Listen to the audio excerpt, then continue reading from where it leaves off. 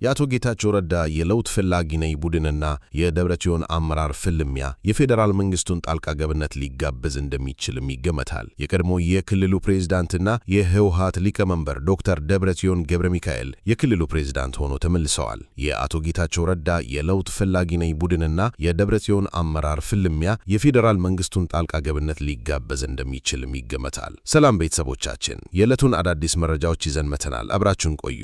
ቪዲዮውን ላይክ እና ሰብስክራይብ በማድረግ ይጀምሩ። ጌታቸው ስለ ደብረጽዮን ሹመት የትግራይ ምክር ቤት ወደ ሥራ ገብቻለሁ በማለት ዶክተር ደብረጽዮን ገብረ ሚካኤልን የክልሉ ፕሬዝዳንት አድርጎ መሾሙን ይፋ አድርጓል። ይህንን ሹመት ተከትሎ የትግራይ ጊዜያዊ አስተዳደር የቀድሞ ክልሉ ፕሬዝዳንት አቶ ጌታቸው ረዳ እጅግ ጠንካራ የሆነ ምላሽ ሰጥተዋል። አቶ ጌታቸው በማህበራዊ ትስስር ገጻቸው ባሰፈሩት መልእክት የደብረጽዮን ቡድን እያደረገ ያለውን እንቅስቃሴ ልጆች ቤት ሰርተው ከሚጫወቱት የቃቃ ጨዋታ ጋር በማመሳሰል ክፉኛ አጣጥሎታል። አቶ ጌታቸው ረዳ በትግርኛ ባሰፈሩት መልእክታቸው አሮጌ የሆነ የህወሓት አመራር በብርቱ ወርፈዋል፣ መሪዎቹ ትውልድን ለመጨረስ የወሰኑ ናቸው ሲሉ የገለጹት ጌታቸው ዛሬም በህዝቡ ስቃይ ላይ እያላገጡ ነው ብለዋል። ልንስቅ ነው ወይስ ልናለቅስ በሚል ጥያቄ የጀመሩት አቶ ጌታቸው እነዚህ አካላት ከፖለቲካው መድረክ ሳይባረሩ የትግራይ ህዝብ ሰላም ሊያገኝ እንደማይችል ተናግረዋል። የፖለቲካ ተንታኞች እንደሚሉት አቶ ጌታቸው ረዳ የሰጡት ምላሽ በትግራይ ያለውን የፖለቲካ ፍትጊያ ወደ አደገኛ ምዕራፍ ያሸጋገረ ነው። በተለይም የፌዴራል መንግስትም ሆነ የክልሉ ጊዜያዊ አስተዳደር ይህንን ህገወጥ የተባለ ሹመት እንደማይቀበሉት የታወቀ ቢሆንም የደብረጽዮን ቡድን ግን ምክር ቤቱን ዳግም በማንቀሳቀስ የራሱን የስልጣን መዋቅር ለመዘርጋት እየሞከረ ይገኛል። አቶ ጌታቸው እነዚህ አካላት ሳይዳረጉ ሰላም አይመጣም ማለታቸው በቀጣይ በክልል ውስጥ የኃይል እርምጃ ወይም ከባድ የፖለቲካ ማግለል ሊኖር እንደሚችል አመላካች ተደርጎ ተወስዷል። ይህም በፕሪቶሪያ ሰላም ስምምነት ላይ ሊያመጣ የሚችለው ተጽዕኖ የብዙዎች ስጋት ሆኗል። በአሁኑ ወቅት በትግራይ ህዝብ ዘንድ ያለው ስሜት በተስፋና በስጋት መካከል የተወጠረ ነው። በአንድ በኩል ለሰላም የሚደረገው ጥረት እንዲቀጥል ቢፈለግም፣ በሌላ በኩል ደግሞ በአመራሮች መካከል ያለው የቃላት ጦርነትና የስልጣን ሽኩቻ ለህዝቡ ሰብአዊ ፍላጎቶች መሟላት እንቅፋት እየሆነ ነው። የአቶ ጌታቸው ረዳ የለውጥ ፈላጊ ነኝ ቡድንና የደብረጽዮን አመራር ፍልሚያ የፌዴራል መንግስቱን ጣልቃ ገብነት ሊጋበዝ እንደሚችልም ይገመታል። ይህ በትግራይ ሰማይ ስር እየተካሄደ ያለው የፖለቲካ ቁማር የክልሉ የወደፊት ዕጣ ፈንታ ብቻ ሳይሆን የሀገሪቱን ዲፕሎማሲያዊ ገታም ጭምር የሚፈትን ሆኖ ቀጥሏል። በቀጣይ ርዕስ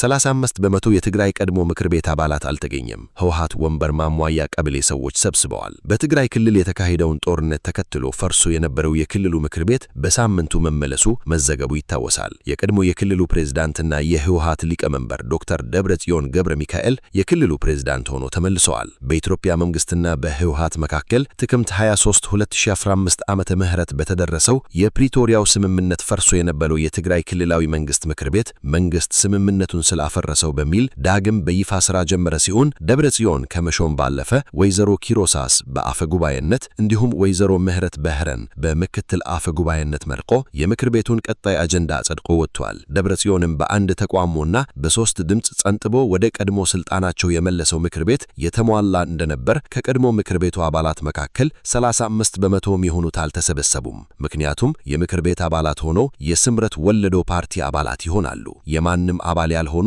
አዲስ አበባና ትግራይ ሆኖም ያልገቡዋኑ ማለታቸውን የቲክ ዘገባ አመለከታል። አንገባም ብለው እምቢ አሉ የሚሉት አቶ ጣመ በየቀበሌው ሰው እንዲተካ አድርገው ነው ስብሰባ ውስጥ ያስገቡት ብለዋል። ስምረት ፓርቲ ይህንን የህወሓት ተግባር ጦርነት ማወጃ ነው ሲል ገልጸዋል። ስምረት ፓርቲ ማዕከላዊ ኮሚቴ አባል አቶ ጣመ ዶክተር ደብረጽዮንን ፕሬዝዳንት አድርጎ ሾመዋል። ይህ ቀድሞ እንደሚሆን እናውቃለን ነበር ብለዋል። አክለውም በዝግ ስብሰባ ምክር ቤት ጠርቶ ነው የመረጡት። አፈጉባኤና ምክትል አፈጉባኤም እንደ አዲስ መርጠዋል። የቃለ መሐላ ሂደትም አድርገዋል። በከፍተኛ ፍርድ ቤት ፕሬዝዳንት ከዛ በኋላ ካቢኔ ራሱን እንዲያቋቁም ስልጣን ሰጥተውታል ብለዋል። ሆኖም የተመለሰው ምክር ቤት የቀድሞ አብዛኞቹን አባላት እንኳን ያለያዘ መሆኑን ነው የስምረት ማዕከላዊ ኮሚቴ አባል የገለጹት። በ2031 ከተመረጡት የክልሉ ምክር ቤት አባላት በእርግጠኝነት መናገር የሚቻለው 35 በመቶ የሚሆኑት አልተሰበሰቡም። ምክንያቱም የምክር ቤት አባላት ሆነው የስምረት ወለደው ፓርቲ አባላት ይሆናሉ። የማንም አባል ያልሆኑ አዲስ አበባና ትግራይ ሆኖም ያልገቡ አሉ ማለታቸውን የቲክ ዘገባ አመለከታል። አንገባም ብለውም ቢያሉ የሚሉት አቶ ጣመ በየቀበሌው ሰው እንዲተካ አድርገው ነው ስብሰባ ውስጥ ያስገቡት ብለዋል። በራሳቸው ሚዲያ ብቻ እንዲቀረጽ ነው ያደረጉት፣ ሌላ ሚዲያ እንዲገባም አልተፈቀደለትም ብለዋል። የቁጥር መጓለሉን ላለማሳየት ህወሓት ንግግሩን በዝግ ማድረጉን ነው የጠቆሙት።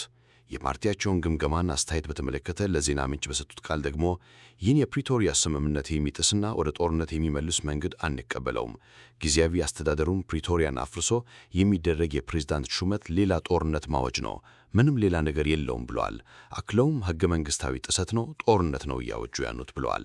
አሁን መለስ ነው የሚሉት ምክር ቤትም 5 ዓመት ያለፈውና ፈርሶ የነበረ ነው ያሉት አቶ ጣዕመ ወጣት ወደ ጦርነት እንዳይሰለፍ ጥሪ እናቀርባለን ሲሉ ተናግረዋል።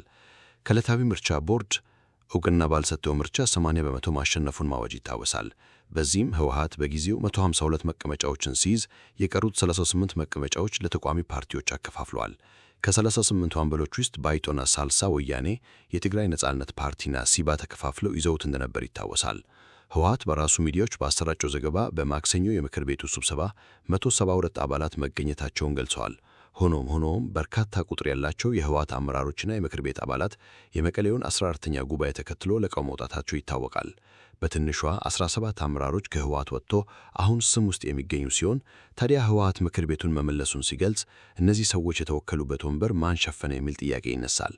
ከቀድሞ ምክር ቤቱ አባላት መካከል ምን ያህል ወደ አቶ ጌታቸው ረዳ ጎራ እንደተቀላቀሉ በትክክል የጠራ ቁጥራዊ መረጃ ባይኖርም እንደ አቶ ጣዕመ መረጃ ግን 35 በመቶ ማለት ከህወሓት 80 በመቶ 152 መቀመጫ መካከል የ53 አባላት ዕጣ ግልጽ አይደለም። እንደ ስምረት ባለስልጣኑ መረጃ ህወሓት ከቀበሌው በጊዜው ያልተመረጡ ሰዎችን አሰባስቦ ተክቷል ብለዋል። 38 ወንበር ከያዙ የተቋሚ ፓርቲ አባላት መካከል ምን ያህሉ ተመልሷል የሚለውም ግልጽ አይደለም። በቀጣይ መረጃ አሜሪካ ስለ ሱዳኑ ድሮን ድብደባ። በአሜሪካ ፖለቲካ ውስጥ እጅግ ተጽዕኖ ፈጣሪ ከሆኑት ግለሰቦች መካከል አንዱና የፕሬዝዳንት ዶናልድ ትራምፕ የቅርብ ወዳጅ እንዲሁም አማች የሆኑት ማሳድ ሮስ በሱዳን እየተባባሰ ባለው ግጭት ዙሪያ ጠንከር ያለ መግለጫ ሰጥተዋል። ሎስ በአሁኑ ወቅት የፕሬዝዳንት የአረብና መካከለኛው ምስራቅ ጉዳዮች ከፍተኛ አማካሪ ሆነው እያገለገሉ ሲሆን በተጨማሪም በውጭ ጉዳይ መስሪያ ቤት ውስጥ የአፍሪካ ጉዳዮች ከፍተኛ አማካሪ ሆነው መሾማቸው በዋይት ሃውስ ያላቸው የጎላ ሚና ያሳያል። ባለስልጣኑ ባወጡት መግለጫ ላይ ሲቪል ተቋማት በተለይ አውሮፕላን ማረፊያዎች ለሰብአዊ እርዳታ አቅርቦትና ለሰራተኞች እንቅስቃሴ ወሳኝ መሆናቸውን አጽንኦት ሰጥተዋል። እንዲህ ያሉ ጥቃቶች ቀድሞ ክፉኛ ለተጎዳው የሱዳን ሕዝብ ለሚቀርበው የእርዳታ ፍሰት የሚያደናቅፉና መቆም ያለባቸው ድርጊቶች መሆናቸውን አስመዝግበዋል። የአሜሪካ የውጭ ጉዳይ መስሪያ ቤት ባወጣው መረጃ መሰረት የትኛውም ወገን ለግጭቱ ወታደራዊ መፍትሄ እንደሌለው ሊገነዘብ እንደሚገባና በአስቸኳይ ወደ ሰብአዊ ተኩስ አቁም እንዲሁም ወደ ዘላቂ ሰላም ሊያመራ የሚችል ውይይት መጀመር እንዳለበት ተመልክተዋል። ሎስ ይህንን ሐሳብ ሲያጠናክሩ ግጭቱ በንግግር እንጂ በመሳሪያ እንደማይፈታ ያላቸውን ጽኑነት አንጸባርቀዋል። ይህ የአሜሪካ መግለጫ ሌላው ትኩረት የተሰጠው ጉዳይ የውጭ ኃይሎች በሱዳን ግጭት ውስጥ ያላቸውን ተሳትፎ የሚመለከት ነው። ለማንኛውም ወገን የሚደረገው የውጭ ድጋፍ በአስቸኳይና ያለምንም ቅድመ ሁኔታ መቆም እንዳለበት ማሳድ ሎስ አስታውቀዋል። ግጭቱን የሚያባብስና ውጊያውን የሚያስቀጥል ማንኛውም አይነት ድጋፍ ለሱዳን ሕዝብ ስቃይ በቀጥታ ተጠያቂ እንደሚያደርግም አድርገዋል። ይህም ዋሽንግተን በቀጠናው ላይ ያላቸውን የጂኦፖለቲካ አቋም የሚያንጸባርቅ ሲሆን የቀጠናው ሀገራት ሁሉ ለሰላማዊ ሽግግርና ለሲቪል ምድራዊ መንግስት መመስረት የበኩላቸውን አስተዋጽኦ እንዲያበረክቱ ጥሪ ቀርቧል። መግለጫው ቀጥተኛ ማስጠንቀቂያውን ለተፋላሚ ወገኖች ቢያደርግም የአካባቢው ሀገራትም የሰላም ጥረቱን እንዲደግፉ በተዘዋዋሪ አሳስበዋል። ማሳድ ሎስ የአካባቢው ሀገራት ሁሉን አቀፍ በሆነ ብሔራዊ ምክክር አማካኝነት የሱዳንን ችግር ለመፍታት ትብብር እንዲዳረጉ ጠይቀዋል። በቀጣይ ርዕስ ዘመቻ ነጻነት ቆመ። ሆርሙዝን የመክፈት ዘመቻው ባለበት እንዲቆም ትራምፕ ትዕዛዝ ሰጡ። አሜሪካ በሆርሙዝ እጭ መጠቅ በሚገኙትን መርከቦች እያጀበች ለማስወጣት ያስጀመረችው ዘመቻ ነጻነት ቀናት ሳይቆይ እንዲቆም መደረጉ ተሰማ። ትራምፕ በትናንትናው ዕለት ዘመቻው እንዲቆም ማዘዛቸውን ያተዘገበው ትራምፕ ፕሮጀክት ፍሪደምን ያስጀመሩ ሰኞ ዕለት ሲሆን ከአንድ ቀን በኋላ እንዲቆም አድርገዋል። ምክንያቱ ከኢራን ጋር እየተደረገ ያለው ውይይት ትልቅ መሻሻል በማሳየቱ ነው ብለዋል። ስለዚህ ኢራኒዎች በጋራ ስምምነት ከውሳኔ ላይ መድረሳቸውን ተከትሎ ዘመቻው ቆመዋል ነው ያሉት። የኢራን የመንግሥት መገናኛ ብዙሃን ግን አገራቸው ድል ማስመዝገባን በመጥቀስ ውሳኔው ትራምፕ ለዓለም የነዳጅ ፍሰት ወሳኝ የሆነውን ሽምት ለማስከፈት ያደረጉት ሙከራ በተደጋጋሚ ሳይሳካ በመቅረቱ ማፈግፈጋቸውን ያሳያል ብለዋል። የአሜሪካው ፕሬዝዳንት ውሳኔያቸውን ያሳወቁት የውጭ ጉዳይ ሚኒስትር ማርኮ ሩቢዮ በኢራን የተካሄደው የመጀመሪያ የአሜሪካ-እስራኤል ጥቃት ኦፕሬሽን የክፉ ዓላማ ካሳካ በኋላ ማብቃቱን በመግለጻቸው ተከትሎ ነው። ትራምፕ በማኅበራዊ ሚዲያ ላይ ባጋሩት ጽሑፍ ውሳኔውን የወሰኑት በአደራዳሪው ፓኪስታን ጥያቄ መሠረት መሆኑን ተናግረው አሜሪካ ኢራን ላይ ጣለችውን ንጋዴ ግን እንደሚቀጥል ተናግረዋል። ትራምፕ ይህንን ከመወሰናቸው ቀደም ብሎ የውጭ ጉዳይ ሚኒስትሩ ማርኮ ሩቢዮ፣ መከላከያ ሚኒስትሩ ፒት ሄግሴትና የአሜሪካ የጦር ኃይሎች ጠቅላይ አዛዥ ጄኔራል ዳን ኬይን ዘመቻው በሆርሙዝ የባህር ወሽመጥና በፋርስ ባህረ ሰላጤ ውስጥ የንግድ መርከቦችን እንቅስቃሴ ነፃነትን እንደሚያረጋግጥ ተናግረው ነበር። ማርኮ ሩቢዮ የሰላምን መንገድ እንመርጣለን፣ ፕሬዚዳንቱ ማለትም ዶናልድ ትራምፕ የሚመርጡት ስምምነት ነው ሲሉ ማክሰኞ ዕለት ለጋዜጠኞች ተናግረዋል። በሆርሙዝ ወሽመጥ ተላልፎ አጥቶ የቆሙትን ነዳጅና ኮንቴነር የጫኑ መርከቦች ቀጥሎ ምን እንደሚገጠማቸው ግልጽ አይደለም። የትራምፕ አስተዳደር ፕሮጀክት ፍሪደም ኢራን ላይ ኢኮኖሚ ጫና ለማሳደር ከታቀደ የመርከቦች እገዳ የተናጠለና የተለየ ዘመቻ መሆኑን አጽንዖት ሰጥቶ ተናግረዋል። የቀጠናው ተንታኞች ፕሮጀክት ፍሪደም የተጀመረው ከቀጠናው የሚገኘውን የነዳጅ ፍሰት ወደ ነበረበት ለመመለስ በማቀድ በመሆኑ አሁን ለጊዜው በመቆሙ ኢራን እንቅስቃሴ ማስተጓጎል የምትቀጥል ከሆነ ውጤታማ መሆኑ አጠራጣሪ ነው ሲሉ ስጋታቸውን ገልጸዋል። በሌላ በኩል ደግሞ ኢራኔዎች የተቃወሙት የፕሮጀክት ፍሪደም ዘመቻ በመቆሙ ወደ ድርድር ጠረጴዛ እንዲመጡ ሊያደርጋቸው ይችላል ሲሉ ተስፋቸውን ይናገራሉ። ሚኒስትር የፕሬስ ሴክሬታሪ ቢለኔ ስዩም አስተያየታቸውን ጠይቄ ነበር፣ ነገር ግን ምንም አይነት ምላሽ አላገኘሁም ሲል በዚሁ ዘገባ አክትሎ አስታውቀዋል። ቤተሰቦቻችን፣ የሰዓቱ ሰበር መረጃዎች እነዚህ ናቸው። ፈቅዳችሁ አብራችሁን ስለቆያችሁ ምስጋናችን ከፍ ያለ ነው። አዲስ አሳሽ ቻናላችንን ሰብስክራይብ በማድረግ ቤተሰብ ይሁኑ። በቸር ያቆየን።